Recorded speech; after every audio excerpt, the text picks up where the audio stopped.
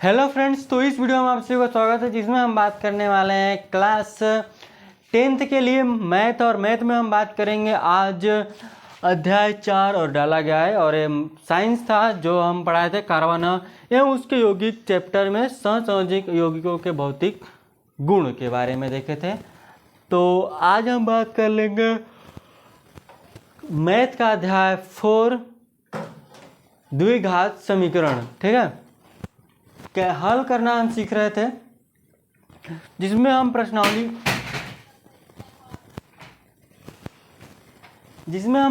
बात किए थे 4.2 के बारे में। और आज हम देखने वाले हैं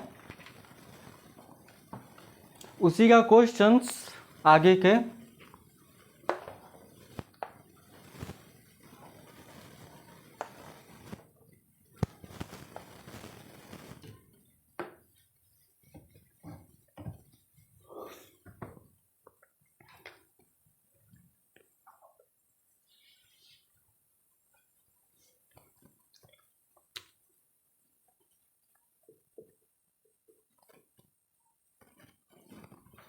दो चार वाले एक समीकरण क्या लिखा है।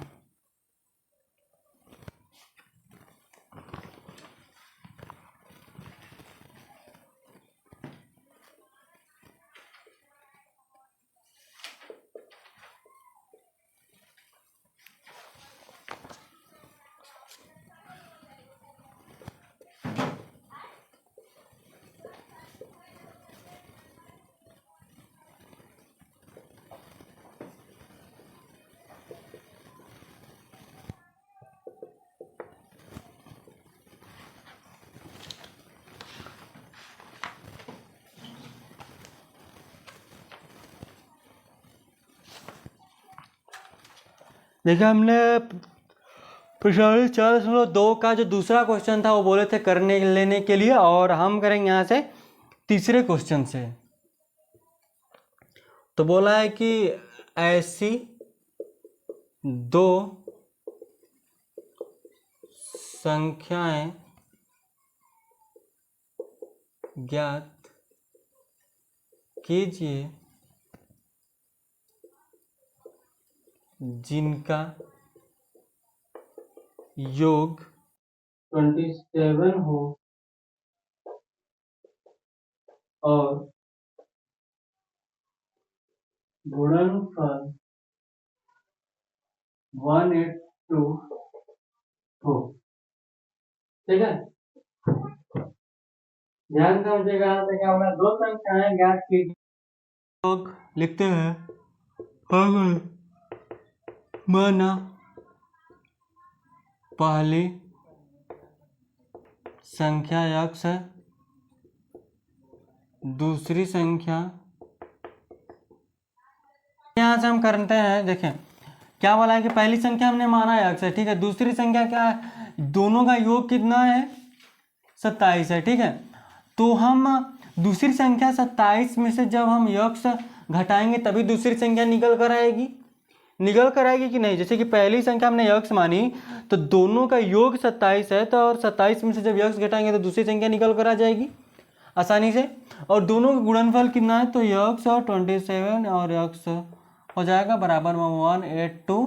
मल्टीप्लाई करेंगे तो 27x, यहाँ से x होल स्क्वायर बराबर में 82 minus x whole square plus में 27x बराबर 182। तो x whole square minus 27x यहाँ से प्लस हो जाएगा 180 इक्वल टू 0 यहाँ से हो जाएगा, ठीक है। जब यहाँ से हमारा 182 हो जाएगा तो क्या हो जाएगा कि यहाँ से हम सॉल्व कर लेंगे इसको आसानी से।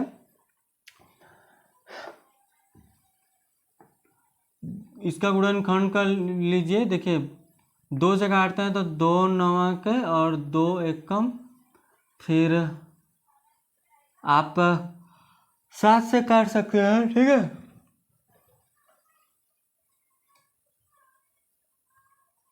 7 एकम 7 त्रिके आ गया, 7 दूनी के 14 और 14 और 3 जोड़ेंगे तो 27 होगा, गुणा करेंगे तो ये आ जाएगा।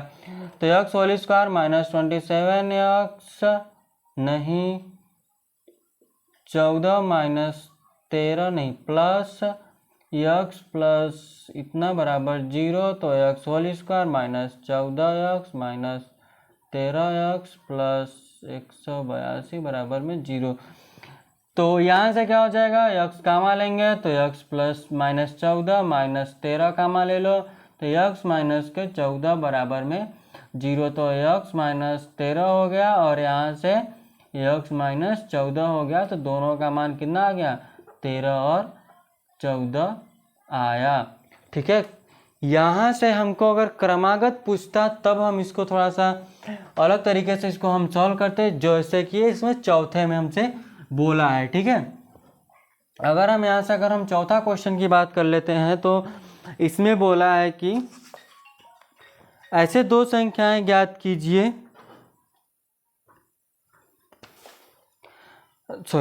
दो क्रमागत धनात्मक पूर्णांक ज्ञात कीजिए जिनके वर्गों का योग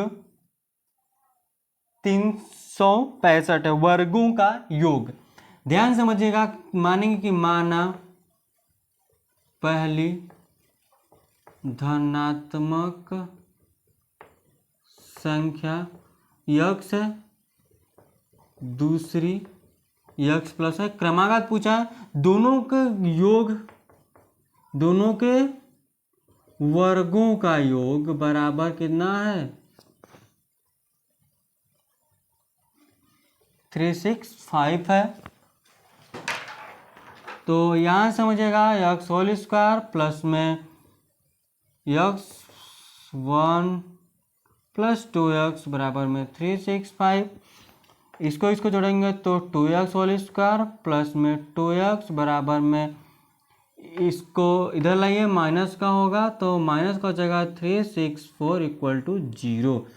यहाँ से हम कामा ले लेंगे तो x होल स्क्वायर प्लस में x माइनस यहाँ से 182 इक्वल टू 0, ये आएगा। आप इसको आप सॉल्व कर लीजिए एक बार। देखिए यहाँ पर हम 180 को काटे थे तो 13 और 14 के भाग में बट गया था, तो यहाँ से क्या हो जाएगा, ध्यान समझेंगे तो 14 माइनस 13 x इक्वल टू 0, तो x whole square plus x whole square plus 14x minus 3x minus a equal to 0। यहाँ से x का मान लेंगे तो x प्लस के 14, यहाँ से हम 13 का मान लेंगे तो x प्लस के 14 बराबर 0। एक आंसर आएगा माइनस के 14, एक आ जाएगा प्लस का 13, यही इसका आंसर होने वाला है। हमको धनात्मक चाहिए तो 13 वाला रख लेंगे, यहाँ पर 13 और 1 14 आ जाएगा, प्लस में पहली संख्या 13 दूसरी संख्या 14 आ जाएगी, माइनस का नहीं लेंगे। ठीक है, पांचवा क्वेश्चन देखेंगे हम। यहाँ से बोला कि एक समकोण त्रिभुज की ऊंचाई, ध्यान समझिएगा, पांचवा क्वेश्चन है। यहाँ से क्या बोला है कि एक समकोण त्रिभुज की ऊंचाई उसके आधार से 7 सेंटीमीटर कम है। यदि कर्ण 13 सेंटीमीटर का हो तो अन्य दो भुजाएं ज्ञात कीजिए।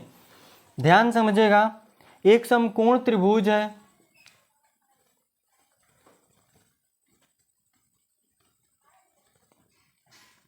समकोण त्रिभुज है,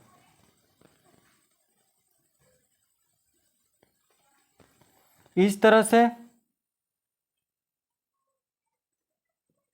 ऊंचाई, इसकी जो ये ऊंचाई है इसके आधार से 7 कम है, इसके आधार से 7 कम है, तो लिखेंगे माना आधार x है, तो ऊंचाई क्या हो जाएगा, x माइनस 7। ठीक है, ऊंचाई उसके आधार से 7 कम है, तो ये कितना हमको दिया है, 13 दिया है। ऊंचाई पता चल गया, आधार हमने निकाला। क्या करेंगे यहाँ से कि तो अन्य दो भुजाएं ज्ञात करनी है। क्या हमको ज्ञात करनी है, अन्य दो भुजाएं ज्ञात करनी है। ठीक है, तो इसको सॉल्व करेंगे हम। करिए एक बार सॉल्व इसको। मान लीजिएगा कि वहाँ आधार क्या है,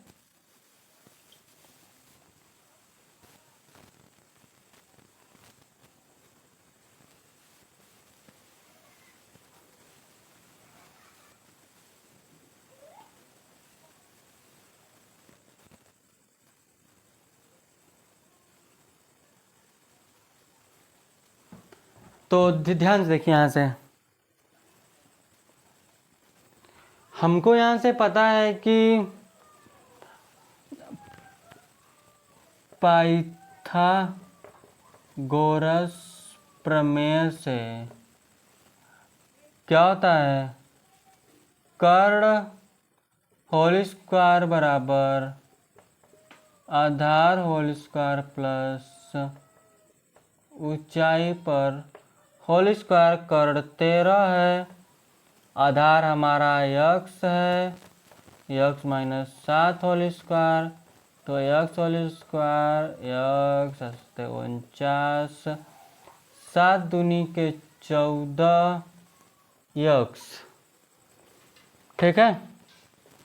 यहाँ से 13 कितना हो जाएगा, 13 का होल स्क्वायर होता है 961। आप एक बार गुणा करके देख लीजिएगा तो 169 हो जाएगा। यहाँ से 169 माइनस के 49 equal to 2x whole square, यहाँ से 14x, इसको घटाएंगे बचेगा 0 2 1 बराबर में 2x whole square plus 14x, ठीक है। इसको उठाकर उधर भेज दीजिए, सब प्लस माइनस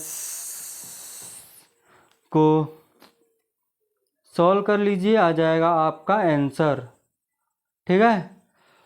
अगर हम यहाँ से 2 कामा ले लेते हैं, ठीक है, 2 कामा ले लेते हैं तो x होल स्क्वायर 7x बचेगा बराबर में 120, इसको काट दो तो 60 बचा। तो पूरा अगर हम देखेंगे तो ये 60 हो गया, तो यहाँ से x whole square minus 7x, ठीक है, यही होगा ना। और ये इधर से इधर आएगा तो माइनस का होगा बराबर 0, इसको हम सॉल्व करेंगे, आ जाएगा हमारा आंसर। x का मान जो आएगा यहाँ पर रख लीजिए और आंसर को ला दीजिए, ठीक है। इसको सॉल्व कर लीजिएगा लास्ट वाले को, यहाँ से इसके बाद आप सॉल्व करेंगे जिस तरह से हम यहाँ पर सॉल्व कर रहे हैं, ठीक है। जोड़ने या घटाने पर बीच वाला आना चाहिए। कैसे जोड़ने या घटाने पर, तो इसका एलसीएम कीजिए, आपको पता चलेगा कितने में से जोड़ना है, मतलब गुणा करके थोड़ा सा दिमाग लगा करें, ये नहीं कि कुछ भी कर रहे हैं, ठीक है। तो यहाँ से हम देखेंगे अगला क्वेश्चन, इसका इस प्रश्नावली का लास्ट क्वेश्चन होने वाला है, जो कि बोला है कि कुटीर उद्योग एक दिन में कुल बर्तन का निर्माण करता है।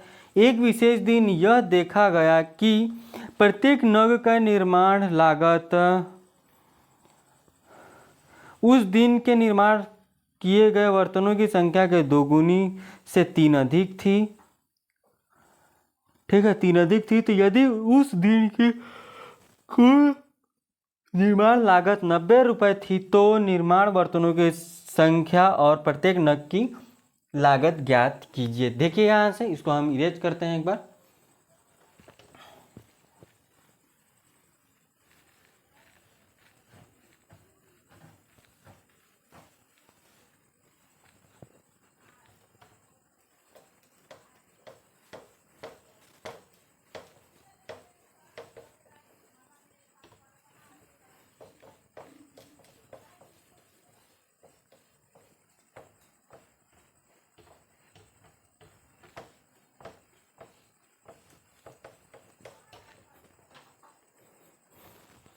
क्या बोला कि एक कुटीर उद्योग एक दिन में कुल बर्तनों का निर्माण करता है, तो एक विशेष दिन यह देखा गया कि प्रत्येक नग के निर्माण लागत उस दिन के निर्माण लागत निर्माण किए गए बर्तनों की संख्या के 2 गुनी है। तो यहाँ से मानेंगे कि माना उस दिन निर्माण बर्तनों की संख्या यक्स है। क्या लिखेंगे, छठवां होगा माना उस दिन निर्माण बर्तनों की संख्या यक्स है, ठीक है। बर्तनों की संख्या यक्स है, यही बोला है ना कि एक विशेष दिन यह देखा गया कि प्रत्येक नग का निर्माण लागत उस दिन निर्माण किए गए बर्तनों की संख्या के 2 गुनी है। तो यहाँ से फिर उस दिन के कुल निर्माण लागत, प्रत्येक नग की निर्माण लागत क्या है, प्रत्येक नग के निर्माण लागत क्या है, 2 गुने से 3 अधिक है, 2 गुने से 3 अधिक है। फिर उसके बाद क्या करेंगे, यहां से हम इसको देखिए यहां से सोल्व करेंगे और क्या। तो कितना बोला है, 3 अधिक है, तो उस दिन की कुल निर्माण लागत 90 थी। तो उस दिन की कुल निर्माण लागत कितनी थी, 90 थी। तो क्या करेंगे कि इन दोनों का गुणा करेंगे, फिर उसके बाद हम सॉल्व करेंगे इसको, ठीक है। तभी ना पता चलेगा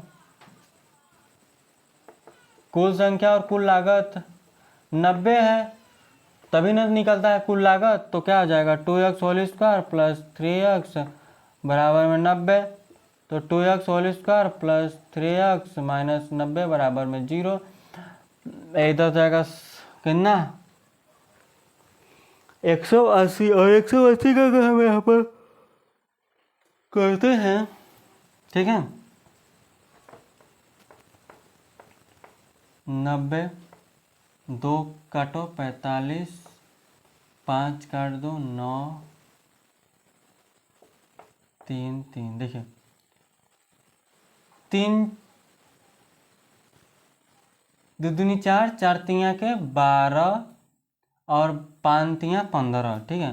15 और 2, 2 5 10, 2 और 15 में से 12 घटाएंगे तो बचेगा कितना हमारा, 3 बचेगा। तो यहाँ से क्या हो जाएगा, 2x होल स्क्वायर प्लस में 15x प्लस 12x, यहाँ से 90 बराबर में 0 हो गया, ठीक है। घटाएंगे ना, अब यहाँ से हम क्या कामा ले सकते हैं, देखिए x कामा ले सकते हैं, 2x प्लस 15 हो गया। यहाँ से का कितना कामा लेगा, 6 कामा ले लो, तो 2x यहाँ से 15 हो गया प्लस का बराबर में 0। तो x माइनस 6 और 2x प्लस 15 बराबर में 0। तो a माइनस में आएगा तो इसको नहीं लेंगे, तो x minus 6 equal to 0, x बराबर 6। कितना आया, 6 आया। पता कर लीजिए प्रत्येक नग की निर्माण लागत, पता चलेगा 6 दूनी 12, 12 3 15 हो जाएगा। और आप अगर देखेंगे निर्माण बर्तनों की संख्या तो 6 हो जाएगी, निर्माण बर्तनों की संख्या 6 आ जाएगी और कुल लागत कितनी, तो ये हो जाएगा 6 दूनी 12, 1 15 आ जाएगा। इस तरह से यहाँ से 6 आ जाएगा। इस तरह से हम इसको सॉल्व कर लेंगे एकदम आसान तरीके से। तो प्रश्नावली 4.2 के सारे क्वेश्चन हुए खत्म। आगे हमको प्रश्नावली दिया है 4.3, जो कि मूलों की प्रकृति से हमको ज्ञात करनी होगी। तो क्या करेंगे कि हम इसको नेक्स्ट वीडियो में कर लेंगे, ठीक है। तो इतना आपको चीज़ें समझ में आएंगे, अगर नहीं समझ में आएंगी तो आप एक बार कमेंट कर लीजिएगा, हम इसको फिर से समझाने की पूरी कोशिश करेंगे, ठीक है। तो चलिए आज के लिए बस इतना रखेंगे, धन्यवाद।